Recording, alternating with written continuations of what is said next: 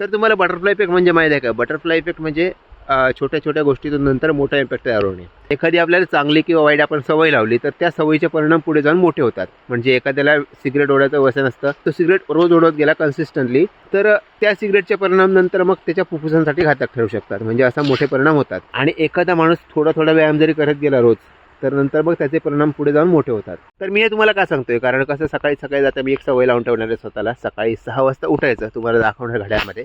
आणि नंतर 6 वाजता उठून माझा जेवढा रुटीन आहे तुम्हाला तो पूर्ण त्या रीलमध्ये दिसणार आहे.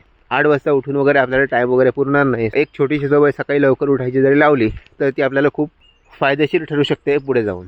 तर आता मी आलो आहे जॉगिंगला आणि थोडंसं लेटच झालं आहे आणि सकाळचे वाजले 7. तर रोज मी 8 वाजता उठतो आणि 8 वाजता उठणं ही चांगली गोष्ट नाही आहे. नॉर्मली 6 वाजता जरी उठलं तरी इनफ आहे आपल्याला, कारण 6 ते 8 हे 2 तास आपल्याकडे असतात आणि पूर्ण दिवस जर काम असलं तर आपले 2 तासच आपण काय आपल्या गोष्टी करू शकतो. तिकडे पक्षी ओरडतात, त्याला आपण कवडे बोलतो.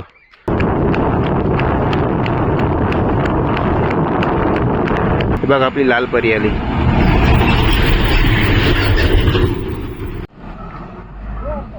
ओ पाय मोकळे करू.